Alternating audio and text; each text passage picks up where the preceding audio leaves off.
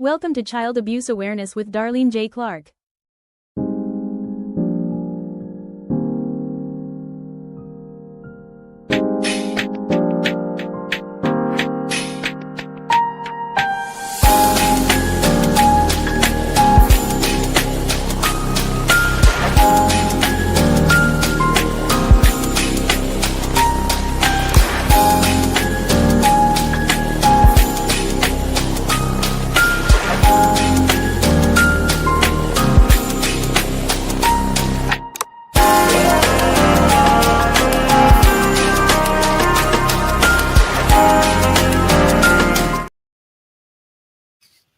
Hello, everyone, and welcome to another episode of Child Abuse Awareness with Darlene J. Clark. Be a part of the solution instead of part of the problem. Some people in the live today had asked me to please do one on Adam Walsh. So I named it Kidnapping and Murder of Adam Walsh. Hello there, Chris. So good to see you. Thanks for coming in. I appreciate you.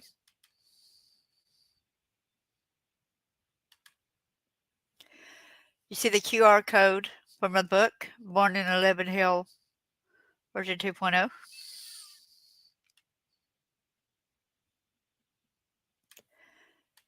Copyright disclaimer under Section 107 of the Copyright Act of 1976. Allowance is made for fair use for purposes such as criticism, comment, news reporting, and research. Fair use is a use permitted by copyright statute that might otherwise be infringing. Nonprofit, educational, or personal use tips the balance in favor of fair use.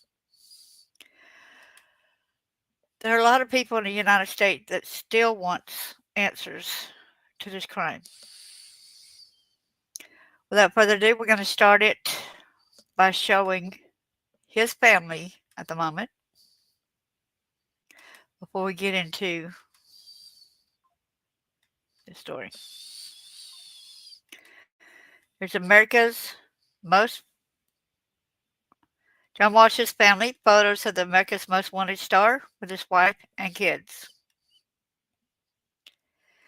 John Walsh is back on TV with his son Callahan Walsh on America's Most Wanted to see photos of the reality star with his family over the years. Okay, this was in 2024.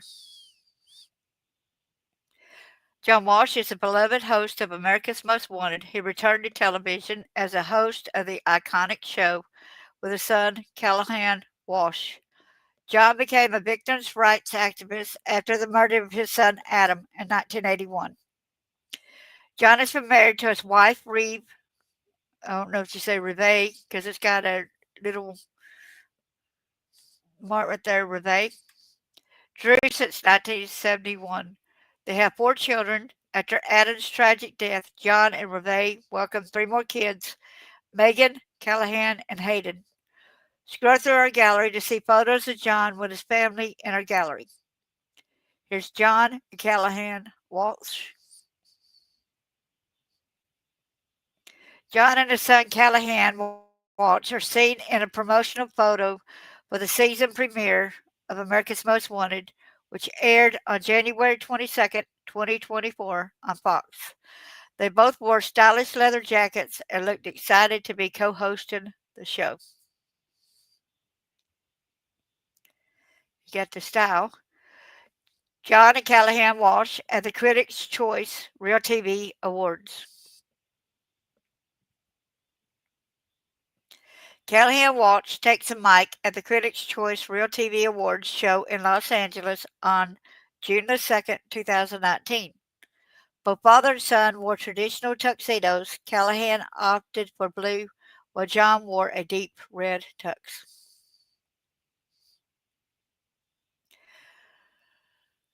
John and Callahan Walsh at Paley Live. Excuse me, I'm sorry. John and Callahan Walsh sit for a joint interview with moderator Paula Zion at Paley Live, New York, in pursuit with John Walsh in New York on January 16, 2019. Callahan wore an olive green top with blue pants, while John wore a blue plaid jacket with blue pants. Megan and John Walsh at Fox Network's event. Megan Walsh cuddles up with her dad, John Walsh, at the Fox Network's upfront presentation in New York on May the 18th, 2009. John's only daughter looked lovely in a pink and purple silk top with a black skirt, and her dad was dapper in a pinstripe suit. Yeah, now I see the pinstripes right here. The Walsh family in 2010. John Walsh, his daughter Megan, sons Callahan and Hayden, and wife Reve Drew posed for photos for the annual Fox programming presentation in New York on May the 17th, 2010. The Walsh family with James Cameron. Callahan Walsh, James Cameron, Hayden Walsh, John Walsh, and wife Reve Walsh posed at the April 2003 New York premiere of Ghost of the Abyss in 3D.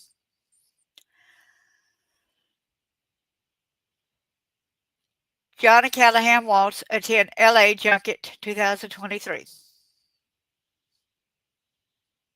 John Walsh and his son Callahan Walsh attend the 2023 Winter Junket in Los Angeles, California on December the 13th, 2023. The father-son duo is currently co-hosting the second season at the revival of John's iconic America's Most Wanted. Here's Hayden and John Walsh with Nacho Figueres.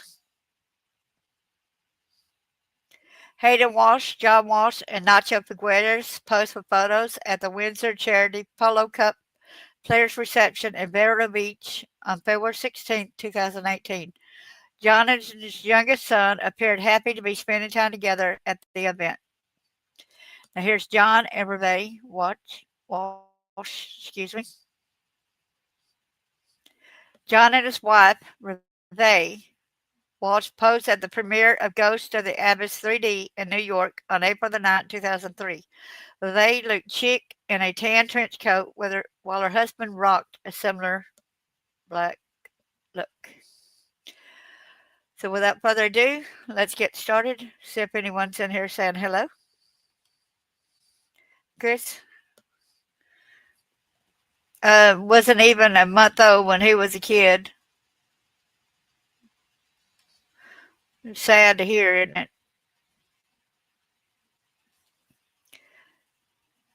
Let's get over here and read this one right here. This says it's 5 facts. Let's see what that has to say here. Okay. 5 facts to know about the tragic kidnapping and murder of Adam Walsh. Otis O'Toole claimed that he abducted Adam Walsh in a Sears Mall parking lot after luring him with candy and toys. The story had changed through the years, so you're going to find out more, okay? By Catherine Townsend. On July the 27th, 1991, 6-year-old Adam Walsh went to a Sears store in a mall in Hollywood, Florida, with his mother, Rev Walsh. While Rev went to the lighting section, she allowed him to play video games in the toy department a few aisles away. By the time she got back, he was gone. She searched the store and had Adam Page, but there was no sign of him. The family called the police, and the case quickly made local and national news.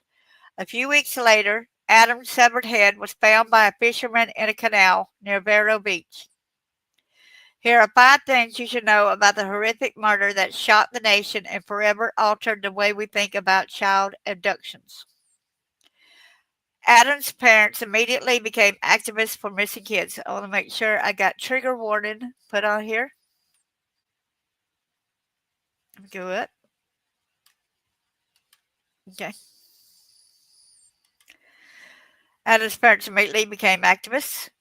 Coming just 2 years after 6-year-old Ethan Patz disappeared in New York City while walking to his second bus stop, Adam became the new poster child for child abductions.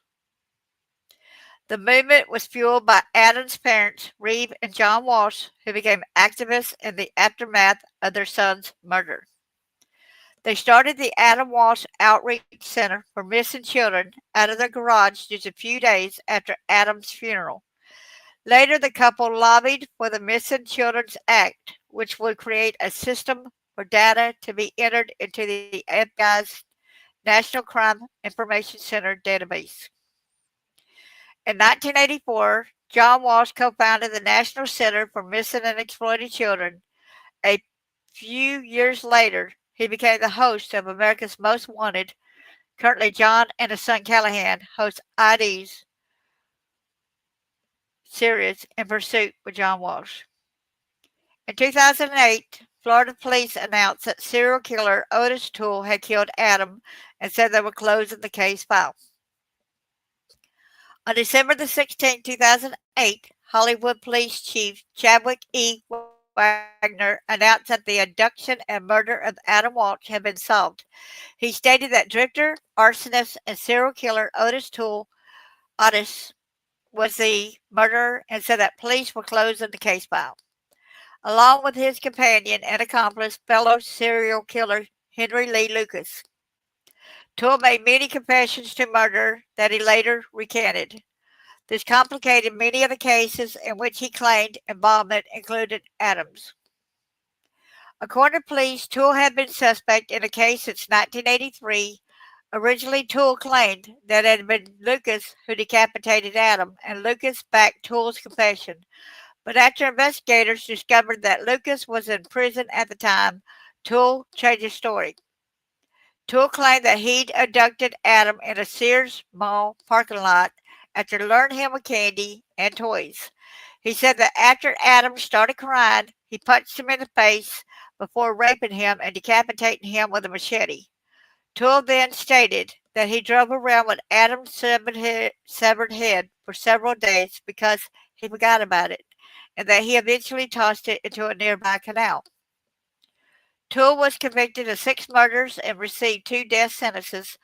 Following an appeal, his sentences were commuted to life imprisonment. He died in prison when he was 49. Over the years, some experts have expressed doubt that Toole was responsible for Adam's murder. When they announced that Toole was the killer, police did not announce any new physical evidence linking him to the crime. And Toole's car could not be tested for DNA due to the fact that police had reportedly lost the evidence. Police, okay, you lost the evidence? However, John Walsh has said publicly many times that he believes that Toole is his son's killer, according to NBC News. That's because he was told, okay? A controversial hidden face in blood was a key clue. After arresting Otis Toole in 1983, police reportedly searched the car with luminol, a chemical agent used to identify the presence of blood.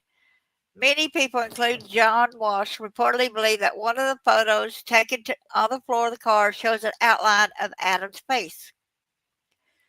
Former Miami Beach police detective Joe Matthews, who co-authored the book about the case entitled Bringing Adam Home, The Abduction That Changed America, also believes that the face is indeed Adam. Others have expressed doubt, but is it really Adam, or is it the forensic equivalent of the Virgin Mary on a grilled cheese sandwich? An article of the Broward Palm Beach New Times asked. John Walsh has repeatedly stated that he backs Matthews' claims that the crime scene photo depicts Adam's face. Early mistakes by the police in Hollywood, Florida allegedly seriously hindered the case. Walsh had stated that the lack of a coordinated plan by the police in Hollywood, Florida, after his son was reported missing resulted in crucial hours being lost. In his book, Tears of Rage, Walsh wrote, They were a tiny local police agency that had limited resources and never manned a search anywhere near this size. We did have a gut intuition that mistakes were being made. Everything seemed so chaotic and disorganized. Over the years, Walsh claimed that the police lost critical evidence, according to South Florida Sun Sentinel. This included Toole's impounded car and its blood-stained carpeting. So they didn't have no proof, right? Police investigated and ruled out several other people of interest over the years in connection with Adams' abduction and murder. Mugshots of Jeffrey Dahmer. They said the guy happened to be blonde-headed in one of the things, okay? Which one's the blonde-headed one? This one. So Edward James, a man who had been arrested for abducting a boy in Florida, was investigated in connection with Adams' case according to Detective Mark Smith's report on the abduction and murder of Adam Walsh. According to the report, James confessed to a cellmate that he had abducted and murdered Adam and felt confident detectives would never find blood in his car, a 1973 Plymouth Fury. During their investigation, police learned that James had been gone from his apartment complex during 2 consecutive weeks in 1981, and also found out that he had a seat cover installed by an upholstery shop on August 27, 1981. Detectives interviewed James, and according to the report, a taped statement he gave police was subjected to a computer voice stress analysis and showed no signs of deception. Based on this and on the lack of evidence, detectives later concluded that the investigation into James' potential involvement in the case be discontinued. According to Detective Smith's police files, Walsh's family friend, James Jimmy Campbell, was also questioned by police. But after verifying the story with 2 polygraph tests and hypnosis, Campbell was cleared. Additionally, serial killer Jeffrey Dahmer was also investigated in connection with Adams' murder. Detectives concluded that although Dahmer was staying at a hotel in Miami Beach at the time of Adams' abduction, he relied on public transportation and did not have a car. When Dahmer was interviewed by police about the case, he stated that he had not killed Adam and was not a pedophile. Go and look at Discovery, Cold Blood, The Lost Boy.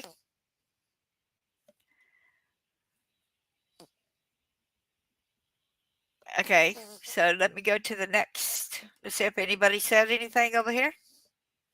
Let me go over here to the comments. Sorry. Hello, Peggy. Good to see you. Thanks for coming in. So let me go over here to the police report. What we can see right here, right? I wish it was shown a lot better with the case here.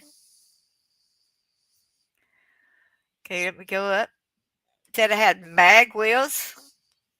Oh man, why does it keep messing up? It said there was a van. See, the partition had an opening beneath the access in the rear of the van could be reached from the front. Stated that van went around his vehicle's right side, almost causing an accident. Mr. Monacci recalled the numbers 46 or 64 on those. I wish it showed it. It was some blacking out over here, so it's kind of hard for me to see it, if you can guess. So I guess since that's being a little conflicting for me to be able to see that at the moment. And then this person in Pottenberg met with police artist John Valor of police headquarters. At this time, 2 composite drawings were with artist John Valor of the subjects who were independently witnessed Eugene Monacho and Portenberg. The 2 compositions and that's kind of hard to read. I'm sorry, y'all. I'm going to have to close that one out. I'm going to close that program. I'm sorry. So let me get to this. So Adam Walsh, here he is right here. He's born on November the 14th, 1974. Died July 27th, 1981. Was an American child who was abducted from a Sears department store at a Hollywood Mall in Hollywood, Florida. Excuse me, I'm sorry. His severed head was found 2 weeks later in a drainage canal alongside Highway 60, Yeehaw Junction in rural Indian River County, Florida. Walsh's death garnered national interest and was made into the 1983 television film Adam, seen by 38 million people in its original airing. Adam's father, John Walsh, became an advocate for victims of violent crimes and is a host of the television program, or was a host, in America's Most Wanted. So let's go on down. Toole died in prison of liver failure on September 15, 1996. No new evidence has come to light since then. Now they're going to say there's going to be more on how the Texas Rangers basically coached him. So on the afternoon of July the 27th, 81, Adam accompanied his mother, Reve Drew, on a shopping trip to the Hollywood Mall. They went to Sears, entering through the north entrance. Reve intended to inquire about a lamp that was on sale and left Adam at a kiosk with Atari 2600 video games on display, but several other boys were taking turns playing them. Reve completed her business in the lamp department around 12:15 p.m. She said that she returned to find that Adam and the other boys had disappeared. A store manager informed her that a scuffle had broken out over whose turn it was at the kiosk, and a security guard demanded that the boys leave the store. Whoa. How about calling your parents, right? How about calling the parents? Whoa.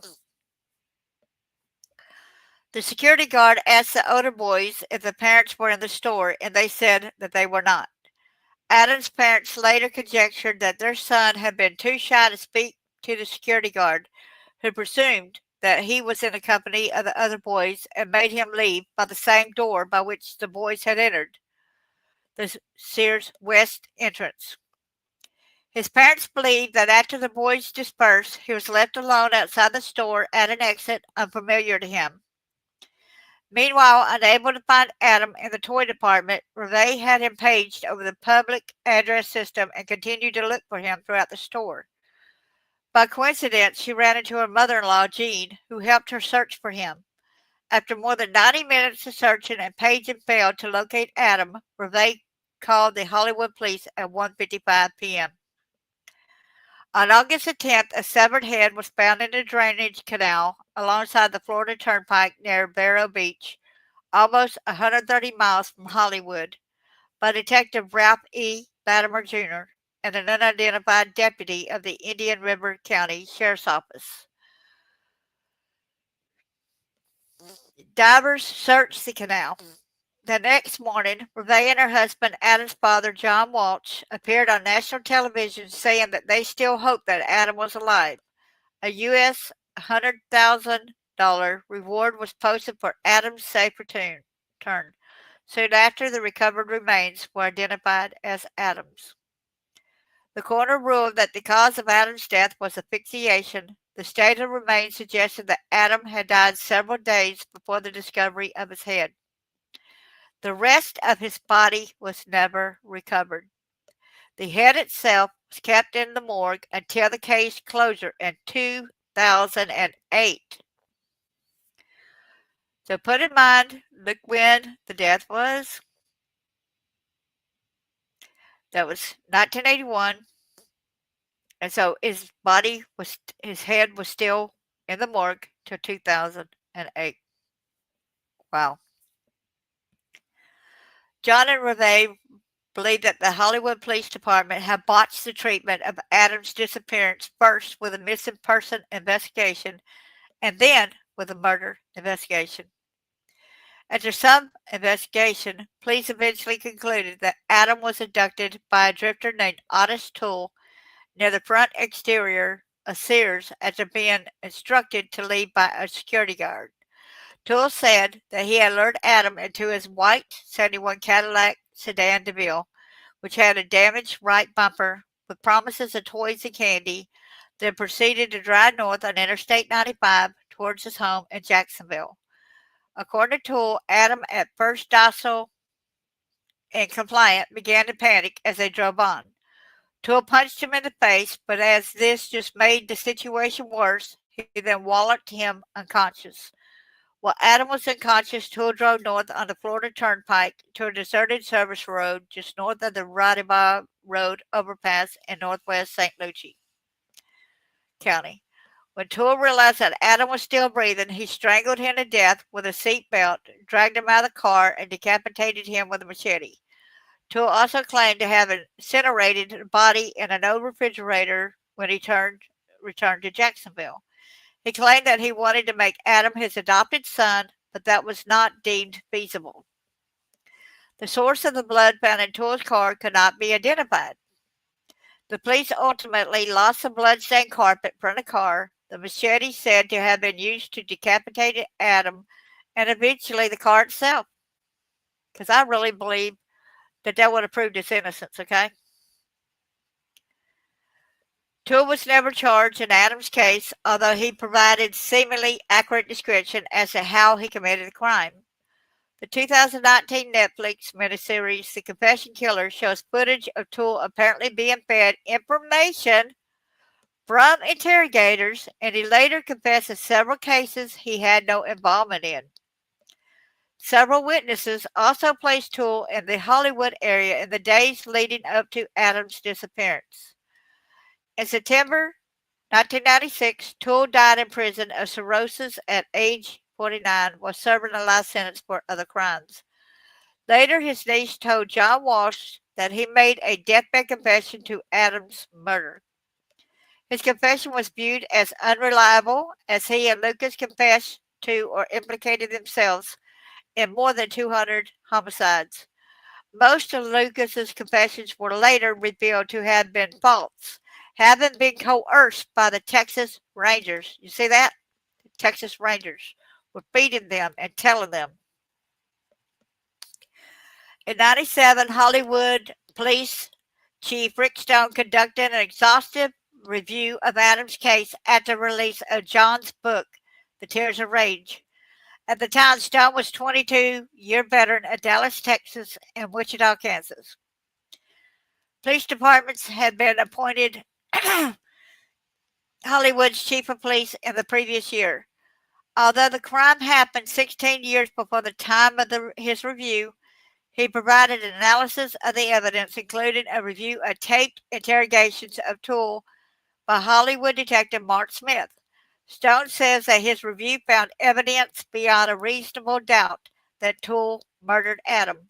Stone noted that both Toole and Lucas were notorious for confessing to crimes that they had committed and then recanting. Excuse me. Please forgive me.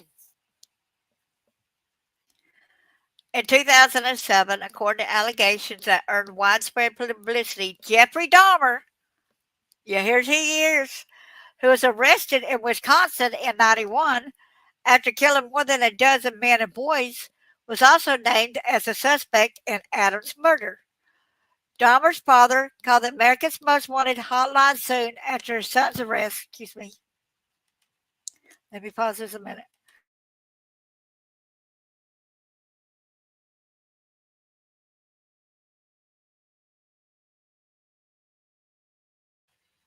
Hey there, good to see you.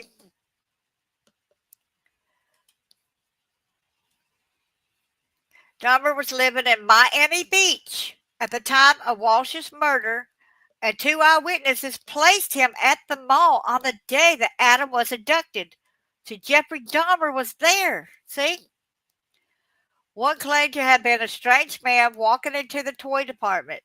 The other said that he saw a young blond man with a protruding chin throw a struggling child into a blue van and sped off. Both witnesses recognized the man they had seen as Dahmer when pictures of him were released in the newspapers after his arrest. Reports revealed that the delivery shop where Dahmer worked had a blue van at the time. He preyed on young men and boys, the youngest being 8 years older than Adam, and his modus operandi included severing his victims' heads. When he was interviewed about Adam Walsh in 1992, Dahmer repeatedly denied his involvement in the crime, even stating, "I told you everything, how I killed them, how I cooked them, who I ate. Why wouldn't I tell you if I did it to someone else? However, it had been reported that Dahmer believed he would be killed in prison as a pedophile if he confessed to Walsh's murder. After this rumor surfaced, John Walsh stated that he had seen no evidence linking Adam's abduction and murder to those that were committed by Dahmer. Which gives me, if they seen him, two people saw him in a blue van, right, with the blonde hair, taking a kid. He's the only one that was actually spotted taking a kid, right? So on December 16, 2008, Hollywood Police Chief Chad Wagner, with Adam's parents present, made the announcement that the case was now closed. Wow. An external review of the case had been conducted, and police announced that they were satisfied with that Toole was a murderer. See, they should have checked on Dahmer, since they know there was a ban in that too, right? Let me tell you this. I went ahead and checked on said Jeffrey Dahmer admitted to eating the flesh and internal organs of some of the victims. This practice earned him the nickname of the Milwaukee Cannibal. During police interrogations and his trial, Dahmer confessed to a variety of gruesome acts, including cannibalism. He primarily consumed the hearts, biceps, livers, and parts of the thighs of the victims. He reportedly used seasoning and even claimed the human meat tasted like filet mignon. Whoa. This kind of sickening, sorry. Necrophilia. He engaged in sexual acts with the corpses of his victims. Dismemberment and preservation. He dismembered the bodies, stored various parts such as the severed heads and hearts in his refrigerator and freezer as souvenirs, and used acid to dispose of other remains. Attempted mind control. In an extreme attempt to create a permanent, submissive sexual partner, he drilled holes in some of the victims' skulls while they were still alive, but drugged and injected muriatic acid into their brains. The precise number of victims he ate is unknown, and he confessed to consuming parts of at least 3 victims for certain. His motivation for cannibalism was reportedly tied to the desire for total control and intimacy, a belief that with eating them, his victims will become a permanent part of him. Wow. So I got to get a drink. Wow. So with the children found, the television file Adam premiered on October the 10th, 83. The film was based on Walsh's kidnapping and murder, and it attracted 38 million viewers on its first airing. Each of the 3 broadcasts in 1983, 84, and 85 were followed by pictures and description of missing children. A hotline was also created to take calls that may have materialized in the leads for investigation. The pictures and hotlines were credited with finding 13 of the 55 children shown. American rapper Busy Bone was abducted by his stepfather as a child, was reunited with his mother after a babysitter recognized a photo of him during a broadcast. In 1984, the U.S. Congress passed the Missing Children's Assistance Act, owing in part to the advocacy of the Walshes and other parents of missing children. It allowed, I don't want y'all to put. It also allowed the formation of the National Center for Missing and Exploited Children. The Code Adam program for helping lost children in department stores is named in Adam's memory. The U.S. Congress passed the Adam Walsh Child Protection and Safety Act on July the 25th, 2006. and President George W. Bush signed it into law on July the 27th. So let me go on down and say, now it's these people are saying that the case created a nation of petrified kid and paranoid parents. I don't think it's really paranoid. I think it's being precautionary.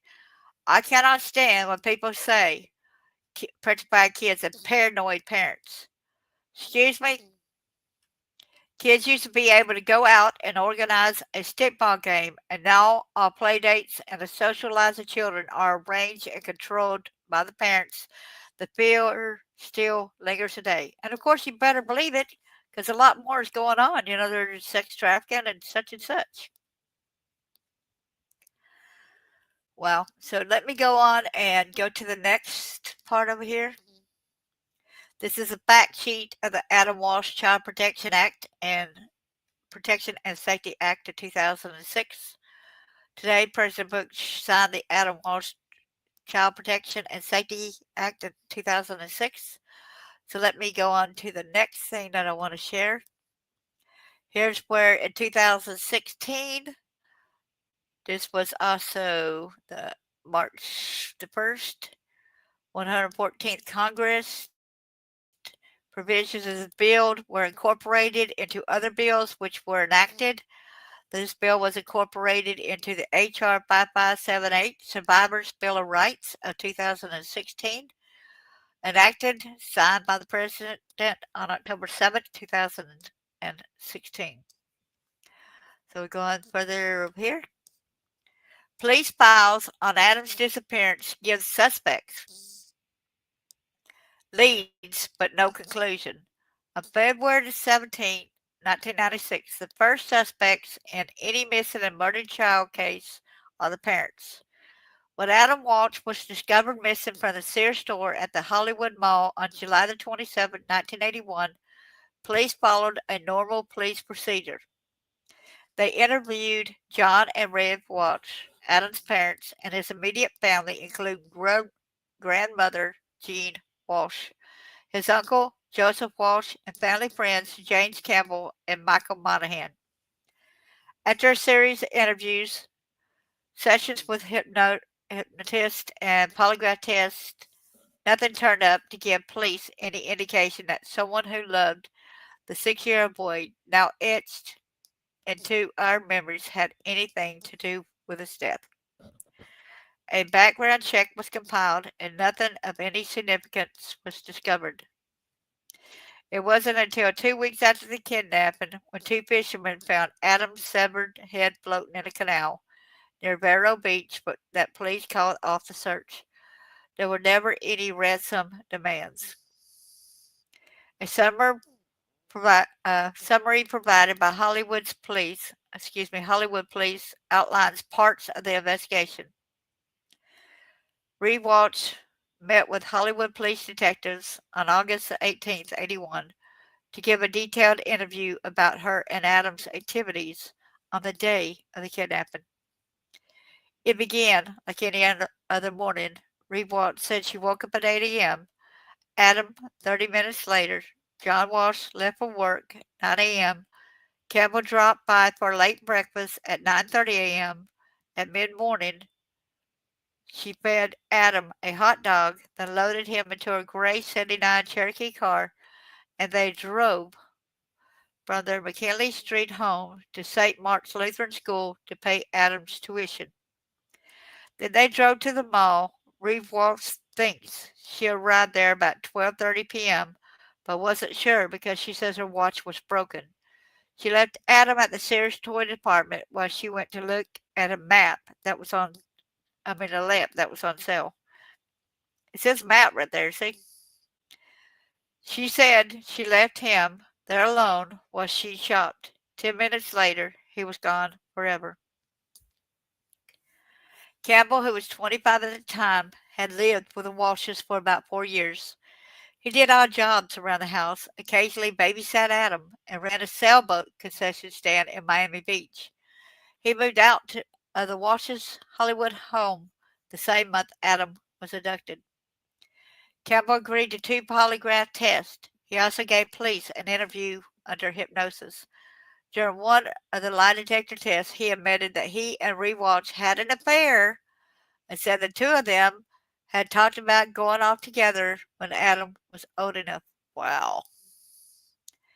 I liked her from the very first, Campbell said during his second test on August the 10th, 81. We later knew we were in love. If I had everything together at that time, we would have been together now. Outside family and friends, one of the first tips that detectives followed seriously involved Edward James, 50 of Pompano Beach. He'd been arrested on November 81 for abducting a boy and had been questioned about Adam's murder. John Terry, 55, a cellmate of James in the Broward County Jail, told police James talked to murdering Adam. Neighbors told detectives that James was gone from his apartment for 2 weeks around the time of the murder, and detectives learned that James had a new seat cover installed in the front seat of his 73 Plymouth Fury on August 27, 81. James denied any involvement in the murder. In a November 95 interview, a computer voice test turned up nothing. Over the years, many other serial killers with ties to Florida were mentioned as possible suspects, including serial killers Henry Lee Lucas and Donald Leroy Evans, even Jeffrey Dahmer. But most of the police's investigative attention in recent years have been directed at Otis Elwood Toole, a seventh grade dropout, drifter, and suspected serial killer, now serving 5 life sentences in the Florida State Prison, which he's dead now. See, they didn't focus on this other investigation, okay? So I'm going to leave it at that. It said a problem one day after Adam's disappearance, Lucas had been jailed in Maryland. Toole also failed to describe accurately what Adam was wearing the day he disappeared, see?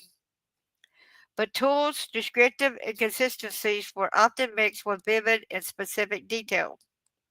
That's because they were feeding him the information, remember? The Texas Rangers? So let's go on down to the next thing, okay? So after 27 years, police close Adam Walsh case. They close it because they're blaming him. But like I said, there's not enough evidence to identify it. Now, here comes the case. Did Dahmer have one more victim?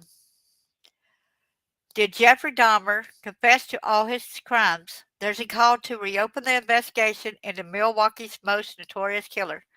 His daddy had even called and said that Dahmer likes kids. He's a pedophile.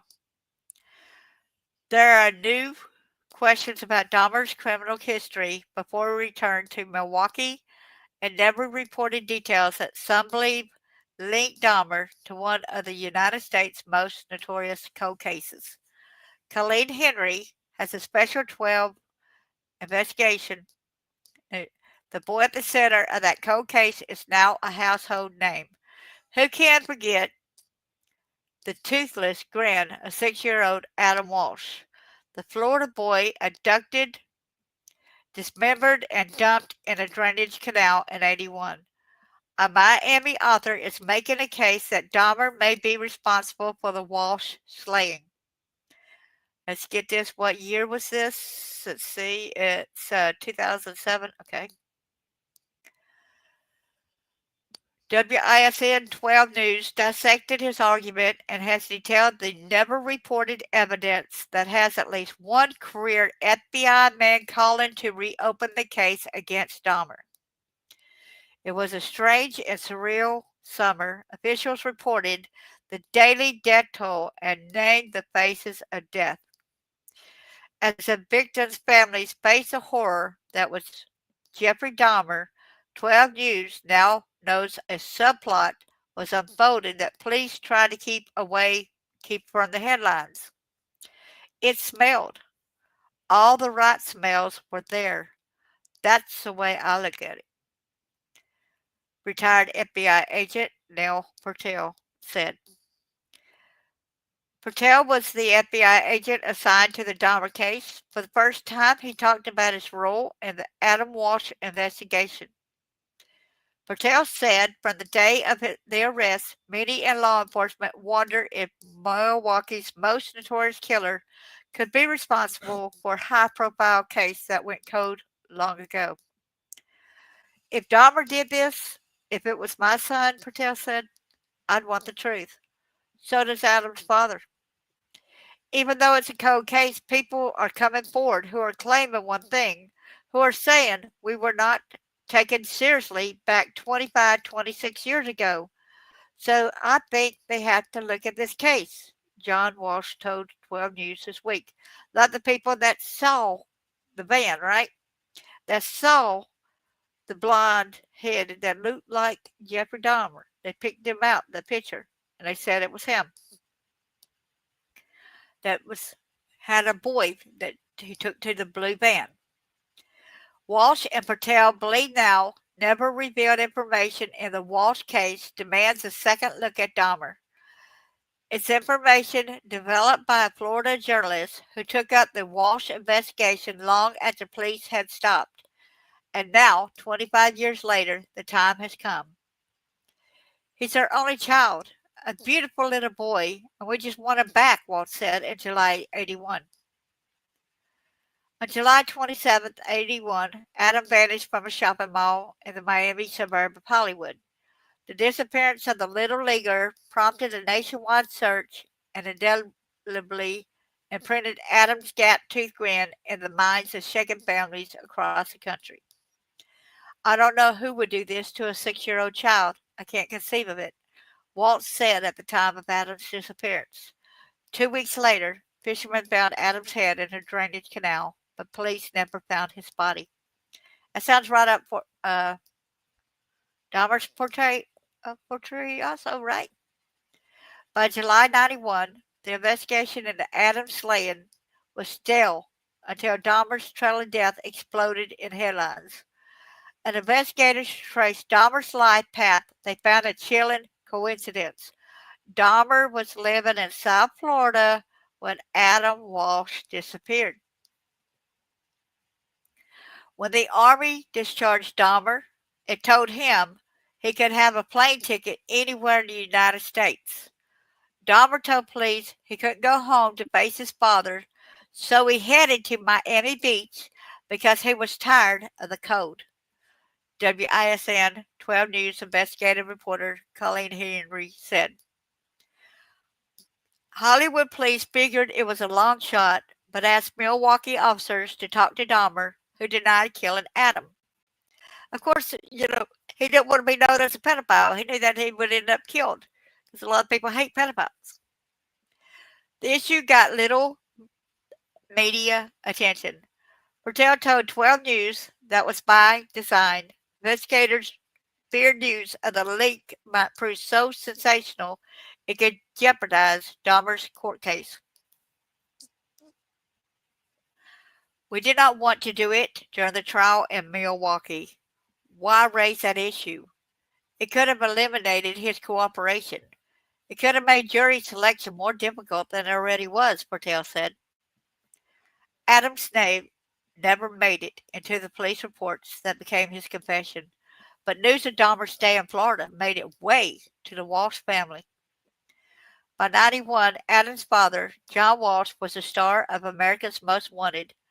Walsh was so moved by the Dahmer link that he made a remarkable request. He asked Florida to waive the death penalty if Dahmer confessed to Adam's slaying.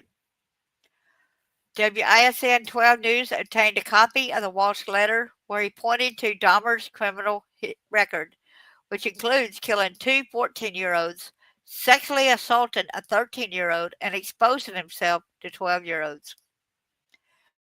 Walsh wrote, many people have forgotten that Jeffrey Dahmer started out as a pedophile, kidnapper, and torturer of young boys. He certainly fits the profile of someone who might be capable of murdering a beautiful 6-year-old boy.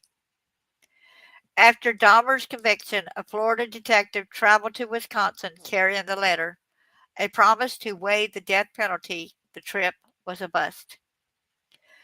WISN 12 News obtained the never before published transcript of Dahmer's interview with Florida police. My main purpose is coming here for, the investigation of Adam Walsh, and you go on record to say that you had nothing to do with it, the detective said. I heard it on the news, but I had nothing to do with it, no, Dahmer said. And if you did have something to do with it, you would admit to it? The detective asked. Yeah, right, yeah. No, that was hesitant right there, so it did not look like he would, right? Dahmer told the Hollywood detective he was broke and drinking heavily while in Miami Beach, worked at a sub shop, and often slept on the bench. Yeah, he was young. He was athletic. He just got out of the military. So, yeah, he was muscled enough he could have walked wherever, right? Dahmer said he didn't have a car, had never been to Hollywood, and he wasn't interested in kids Adam's age. The official line is he didn't kill, and the official line is what Jeffrey said. Should we believe that? Writer Arthur J. Harris said. Harris is a freelance writer who published 3 true crime books. Harris started looking at the Walsh case in '96 after a landmark legal ruling opened the 10,000-page Walsh file to the public. The Dahmer angle intrigued him. He started digging. Harris just finished a book about Dahmer and recently laid out his case in a Miami daily paper. His article put Dahmer at the Hollywood Mall in the suspected getaway car on the day that Adam disappeared. One of the reasons why police believe Dahmer that he didn't kill Adam was because he didn't have a vehicle. But remember, the vehicle was the business vehicle? Y'all remember that? This blue van had a crate for a passenger seat, Darlene Hill said. Harris located Hill, the former owner of a restaurant where Dahmer worked. Hill told 12 News the business had 3 delivery vehicles. One was a blue van. Several witnesses reported seeing a blue van speed from the mall that day. Hill said employees often took the blue van for personal use. Somebody would take the van and would not come back with it for 2 days, Hill said. Harris then found Dahmer's former boss at the restaurant, whose version of the events Harris said shows Dahmer lied to Hollywood police. Harris said the boss told him Dahmer worked 7 days a week at the sub shop all day and all night. That was another reason he wouldn't have had an opportunity. Well, the guy who hired him, Dahmer, said he worked maybe 20 hours a week. Wow, a lot less, huh? Because that there's 7 days a week, all day and all night. Nobody's going to work that long, right? All day and all night. But instead, he worked 20 hours a week, late morning to late afternoon, 5 days a week. So that's not true, Harris said. Also buried in the Walsh file, Harris found 2 statements. Witnesses who said they saw Dahmer at the mall all the day Adam disappeared. For the first time, both men share their stories on television. I had a sense that someone was staring at me, Willis Morgan said. Morgan said he was shopping when a dirty, disheveled guy in his 20s started hitting on him. Morgan was a buff blonde in 1981. The Chippendale dancer type Dahmer repeatedly told police was his type. I didn't answer him, and he said, "Nice day, isn't it?" And I still didn't answer him, Willis said. And then the smile went off his face, and he had this look of anger. And I was just just like looking at him. I didn't know what this guy was up to. Then all of a sudden, that look went to look like rage. It was an unbelievable look. I had to look away, Willis said. Morgan said he followed the man into the Sears store and lost him in the toy department, the last place Adam was seen alive. 10 years later, Morgan was at his printer job at the Miami Herald, proofing the morning paper. When the papers came in, I saw the picture of Dahmer, and I started freaking out. I said, "This is a guy. This is a guy I saw in the mall," Willis said. At about the same time, another man was shocked to see Dahmer's picture in the paper. That Sunday in 1991, when the picture of Dahmer came out, it hit me like a baseball bat, Bill Bowen said. Bowen said he had just pulled into the Sears parking lot that day in 81 when he witnessed an explosive scene. There was a man holding a little boy by one arm up in the air. The boy was struggling and the boy was saying, "I don't want to go. I'm not going," Bowen said. Bowen said the man threw the boy into a blue van and screeched off. Bowen said he only saw the man's profile, but it looked like the newspaper picture he brought to police. Yeah, he brought police, sorry. Both Morgan and Bowen said they reported the incidents to police back in 1981. Police said there's no such record, but conceded the Walsh file contains no log of any of the early tips in the case. Because y'all didn't care, because y'all were too busy putting it on us, okay? Y'all was not listening to all the proof. Y'all were not listening to the guys that were saying this. Y'all disregarded them totally, okay? There were some issues with this when this case first surfaced that maybe we were a little overwhelmed with the magnitude of it, Hollywood Police Captain Mark Smith said. Smith said he read Harris's article with interest but doesn't buy his theory. He called Harris's evidence against Dahmer circumstantial and said that the Hollywood Police Department hadn't been able to find the sub-shots blue van, and two mall witnesses aren't enough to close a murder case. But they're the only two witnesses that actually saw him there, right? The other guy, nobody actually saw him. Y'all know what I'm saying? Wow. Wow, wow, wow.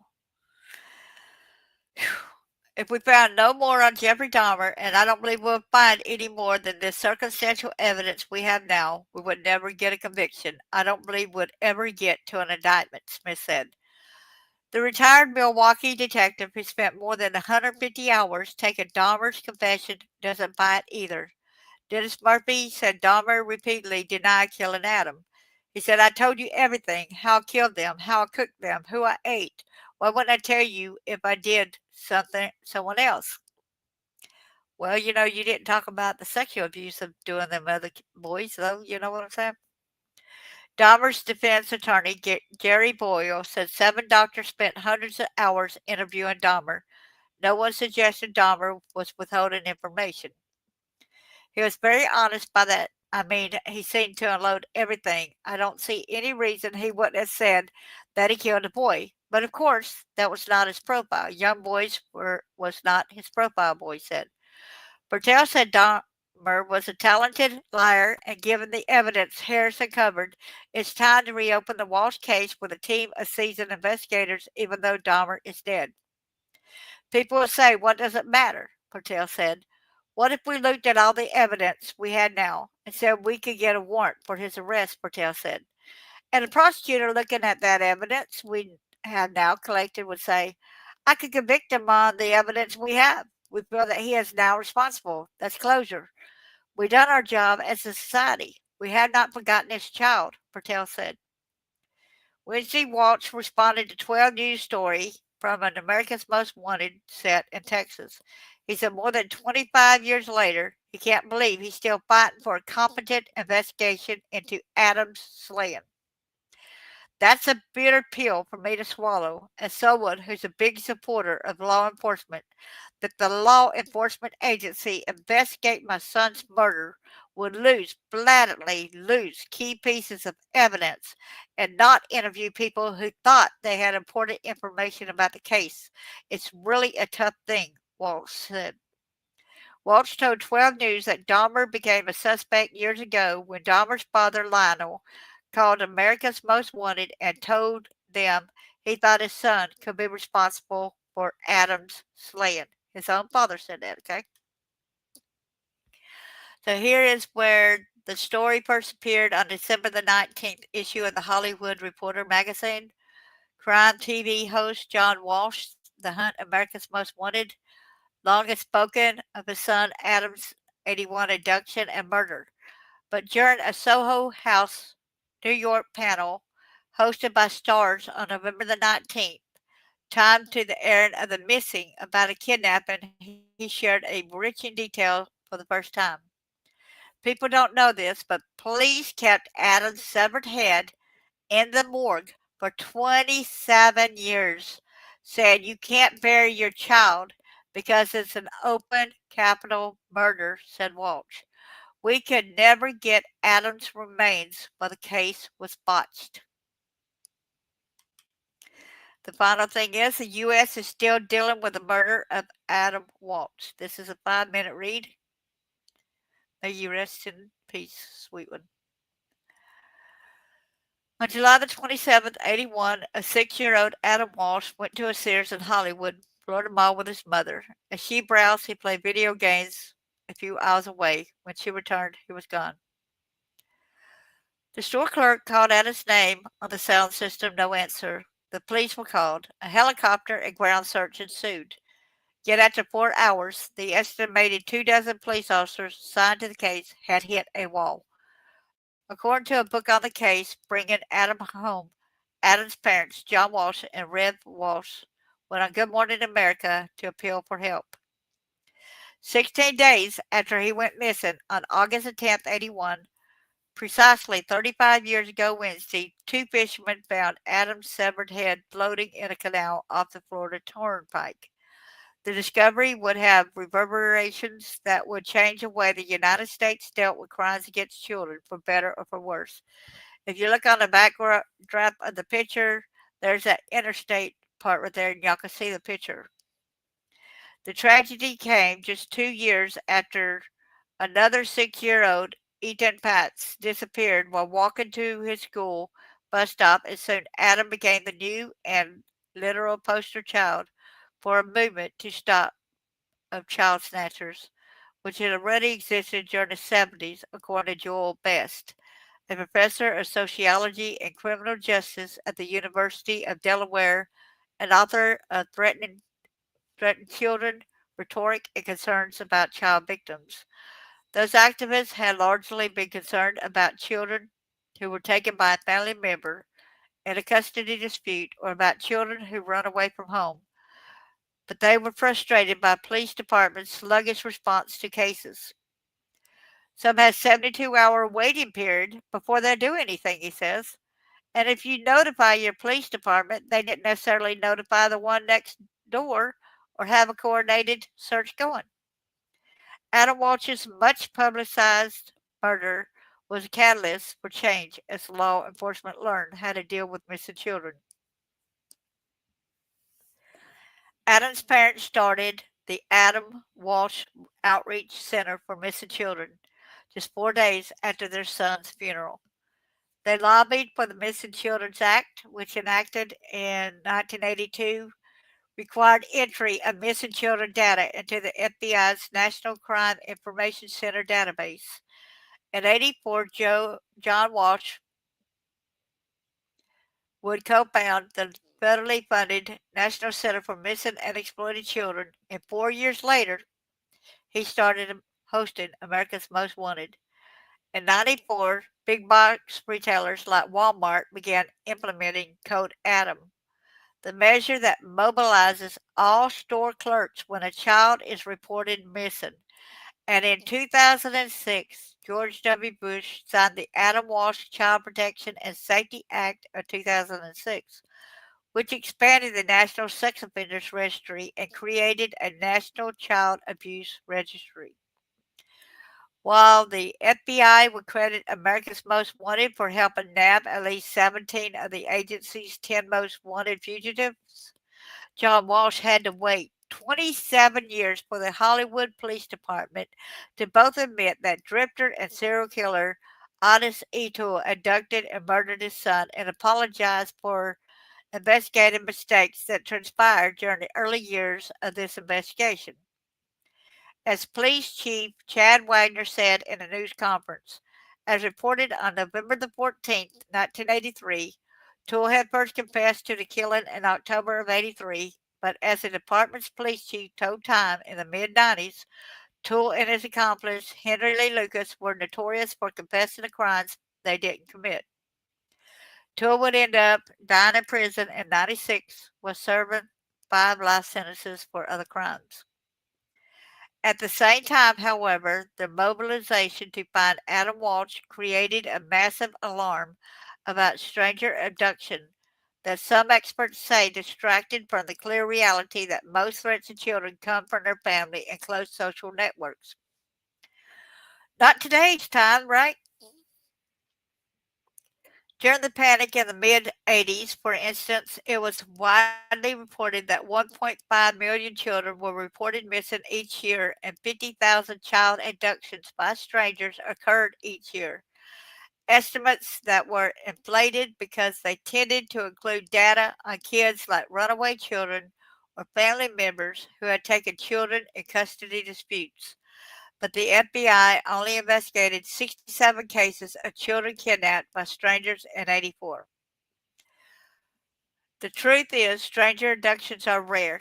Not really, says James Allen Fox, a criminologist at Northeastern University, citing a 2014 FBI report noting that 332 went missing in 2014. Research by David Finkelhor, director of the Crimes Against Children Research Center at the University of New Hampshire, finds that in fact the number of missing children being killed has been declining for the past 15 to 20 years. How do you know that when they're actually still missing, right? My guess is that this is due to cell phones and the changing nature of youth recreation and risk taking. Finkelhorb tells Time in an email cell phones have helped police track victims using GPS, while victims have been able to use the devices to call or text for help. The Adam Walsh case created a nation of petrified kids and paranoid parents, said Richard Moran, criminologist at Mount Holyoke College. Kids used to be able to go out and organize a stickball game, and now all play dates and the social lives of children are arranged and controlled by parents. Excuse me, you know what? I said to y'all, okay? Because guess what? Yeah, you could go out and do all that, but there were even missing kids back then, okay? We hear about it more because now we got the internet, right? Even despite the decline in actual abductions, Moran says the fear still lingers today. Sorry, I get mad about this. Hi, Eric. Good to see you. Thanks for coming in. So, what y'all think about this case right here?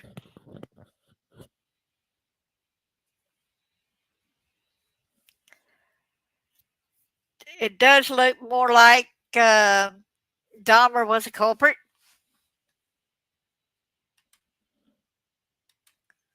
If y'all agree with that, please put a one.